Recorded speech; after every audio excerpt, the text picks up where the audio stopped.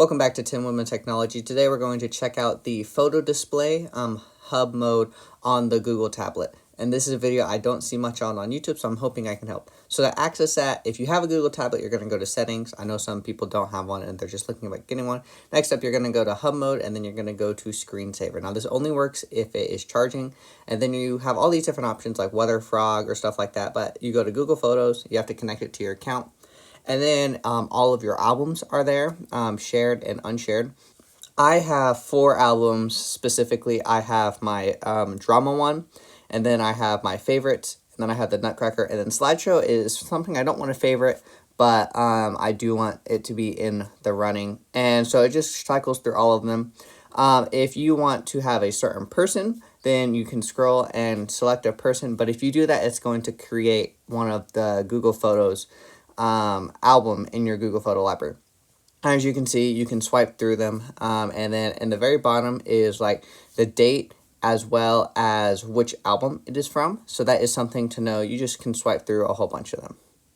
Now, you also don't have to swipe through because it does rotate by itself, just so you know. Something that I can't get rid of right now is the Google Home icon. I just haven't been able to figure out how to get rid of that. So if you know, please drop it in the comments. Another thing is if you tap the 3, you can do all of these things. You can share it, remove from favorites, or move it to the archive. Now, I do have noticed that it does tend to prefer favorites because this photo is in my drama folder as well as my favorite folder, but it only shows up as a favorite. So that is something to be aware of.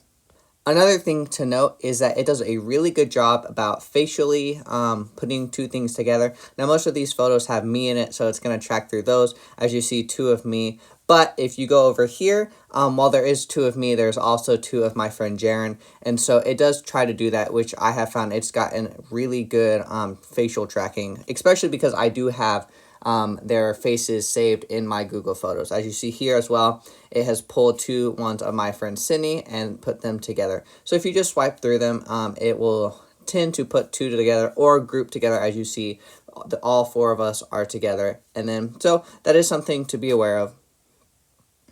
While I don't have the dock quite yet, I'm going to buy it eventually. You can just plug it in into a USB-C and have that be there. Now, that is all for this video. I do highly recommend the Google tablet for a photo display because it is very good quality, and I know it is more on the expensive side, but when you don't want to use it as a photo display, you can put on YouTube. So for instance, I have this one as mostly my entertainment. So I've got Hulu, Netflix, Max all on here so that some of my other devices, such as my phone, doesn't take up that space as well as doesn't get me distracted. But I highly recommend the Google Pixel for photo displays. That's all, and I will see you in Oz.